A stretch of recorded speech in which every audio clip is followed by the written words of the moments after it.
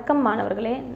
நமது பள்ளியில் சிறப்பாக நவராத்திரி தின விழா கொண்டாடிக்கிட்டு இருக்கோன்றது எல்லாருக்கும் தெரிஞ்சது தான். இதை மையமாக வச்சு தினமும் உங்களுக்கு ஒரு ஆசிரியர் கதை சொல்லிக்கிட்டு இருக்காங்க. இதில் நான் இன்னைக்கு உங்களுக்கு சொல்ல போகிற கதை என்னன்னு பார்த்தோன்னா, ஆண்டாள் ஆன கோதை. இதில் கோதை அப்படிங்கிறவங்க யார், அவங்க எப்படி ஆண்டாளாக மாறினாங்க அப்படிங்கிறத நம்ம இந்த கதையில் பார்க்க போகிறோம். ஆண்டாள் என்பவர் வைணவ சமயத்தை போற்றும் 12 ஆழ்வார்களுள் உள்ள ஒரே பெண் ஆழ்வார் ஆவார். இதை நம்ம தெரிஞ்சுக்கணும். வைணவ சமயம் அப்படிங்கிறது விஷ்ணுவை முழு முதற் கடவுளாக கொண்டு வழிபடுறதான் வைணவ சமயம் அப்படின்னு சொல்கிறோம். விஷ்ணு பெருமானோட அவதாரங்கள் தான் கண்ணனும். இதுதான் நம்ம தெரிஞ்சுக்க வேண்டியது. இந்த கதை எங்கேருந்து ஆரம்பிக்குது அப்படின்னு பார்த்தோன்னா, ஸ்ரீவில்லிபுத்தூர்லேருந்து ஆரம்பிக்குது. ஸ்ரீவில்லிபுத்தூரில் விஷ்ணு சித்தர் அப்படின்னு ஒருத்தர் இருக்காரு. அவரை பெரியாழ்வார் அப்படின்னு சொல்லுவாங்க. அவரும் 12 ஆழ்வார்களுள் ஒருவர் தான். அவருக்கு குடும்பம் அப்படின்னு யாரும் இல்லை. இவர் இறைவனுக்கு தொண்டு செய்கிறதையே தன்னோட கடமையாக வச்சிருக்காரு. அவர் தினமும் அவரோட தோட்டத்தில் இருக்கிற பூக்களை பறித்து மாலையாக தொடுத்து இறைவனுக்கு அணிவிக்கிறத அவரோட கடமையாக வச்சிருக்கிறாரு. இவர் ஒரு நாள் அவரோட வீட்டோட பின்புறத்தில் துளசி செடிக்கு கீழே ஒரு பெண் குழந்தை அழுதுகிட்டு இருக்கிறத பார்க்குறாரு. விரைந்து போய் அந்த பெண் குழந்தையை எடுக்கிறாரு.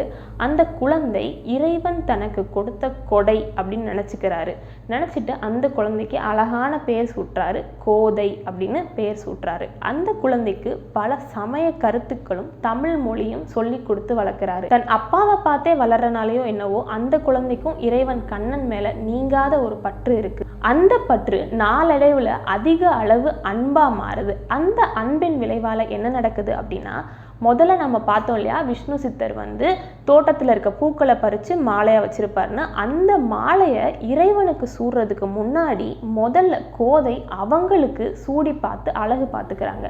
என்ன பண்ணுறாங்க அப்படின்னா, கிணத்து நீரில் அந்த பிம்பம் தெரியும் இல்லையா, அங்கே போய் அந்த மாலையை சூடிக்கிட்டு கண்ணனுக்கு உகந்த மணப்பெண்ணாக இருக்கோமா அப்படின்னு பாவனை செஞ்சு பார்த்துக்கிறாங்க.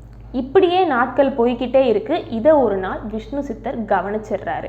கவனிச்சு கோதை கிட்ட ரொம்ப கடுமையாக திட்டுறாரு. இறைவனுக்கு சூடுற மாலையை முதல்ல நம்ம சூடி பார்க்கறது மிகவும் பெரிய தவறு அப்படின்னு சொல்லிட்டு அந்த ஏற்கனவே அணிவிச்ச மாலையை கலட்டி புதுசாக ஒரு மாலையை அணிவிக்கிறாரு இறைவனுக்கு. ஆனால் அந்த மாலை இறைவனோட கழுத்தில் நிற்கவே இல்லை. அவிழ்ந்து விழுந்துகிட்டே இருக்கு. விஷ்ணு சித்தருக்கு ரொம்ப வருத்தம் ஆயிடுது. என்னடா நம்ம ஏதோ பெரிய தப்பு பண்ணிட்டோம் போல, அதனால தான் கடவுள் அந்த மாலையை ஏற்றுக்க மாட்டேங்கிறாரு அப்படிங்கிற வருத்தத்தோடய வீட்டில் படுக்கிறார். அன்னைக்கு இரவே இறைவன் விஷ்ணு சித்தரோட கனவுல தோன்றி சொல்றாரு, கோதை அணிந்த பின் எனக்கு சூடுற மாலை தான் எனக்கு உகந்தது, தினமும் நீங்க அது மாதிரி தான் செய்யணும் அப்படின்னு சொல்றாரு. இதனாலேயே கோதைக்கு இன்னொரு பெயர் கிடைக்குது. என்ன பெயர் அப்படின்னு பார்த்தோன்னா, சூடி கொடுத்த சுடற்கொடி. இறைவனுக்கு அணிவிக்க வேண்டிய மாலையை முதல்ல தான் சூடிட்டு அதுக்கப்புறம் இறைவனுக்கு போய் அணிவிச்சனால அவங்களுக்கு சூடி கொடுத்த சுடற்கொடி அப்படிங்கிற பெயர் கிடைக்குது. இவங்க அதே மாதிரி இறைவனை நினச்சிக்கிட்டே எழுதின 30 பாடல்களின் தொகுப்பு தான் திருப்பாவை அப்படிங்கிறதும். இதை மார்கழி மாதம் இப்பயும் பெண்கள் பாவை நோன்பு இருக்கும்போது இந்த பாடல்களை பாடிக்கிட்டே இருக்காங்க. இப்போ மறுபடியும் கதைக்குள்ளே போனோன்னா, நாட்கள் மறுபடியும் கடக்க ஆரம்பிக்குது. கோதைக்கு மன வயது வருது, அதாவது திருமண வயது வருது.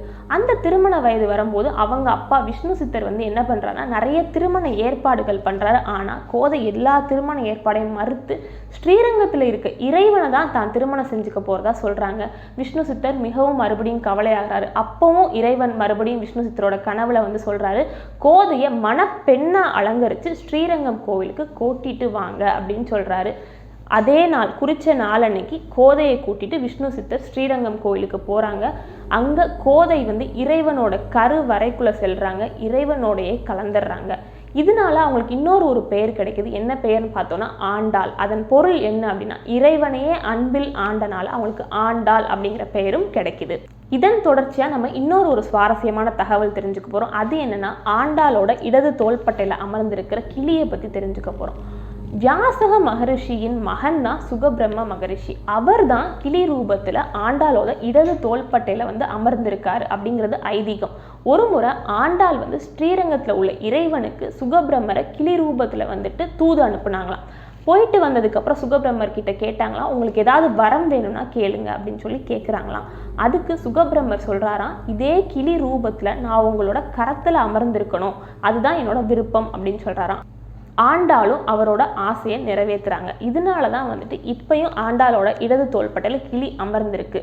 ஸ்ரீவில்லிபுத்தூரில் தினமும் இந்த கிளியை வந்து புதுசாக செஞ்சு ஆண்டாளுக்கு வைக்கிறாங்க. அதுவும் இயற்கை முறையில் செய்கிறாங்க. எப்படின்னு பார்த்தோன்னா, கிளியோட மூக்கு வந்து மாதுளம் பூ கொண்டும், கிளியோட உடற்பகுதி வந்து மரவள்ளி இலை கொண்டும், கிளியோட ரெக்கை பகுதி வந்துட்டு நந்தியாவட்டை இலை மற்றும் பனை ஓலை கொண்டும், கிளியோட கால்கள் வந்துட்டு மூங்கில் குச்சிகள் கொண்டும், கிளியோட கண் வந்து காக்காய் பொன் கொண்டும், கிளியோட வால் பகுதி வந்து வெள்ளை அரளி மற்றும் செவ்வரளி மொட்டுக்கள் கொண்டும் இயற்கையான முறையில் தயாரிக்கிறாங்க. இந்த கிளியை செய்யறதுக்கு கிட்டத்தட்ட 5.5 மணி நேரத்துக்கிட்ட ஆகுது. தினமும் புதிதாக ஒரு கிளி செஞ்சு அதை வந்து ஆண்டாளோட இடது தோள்பட்டையில் வைக்கிறாங்க.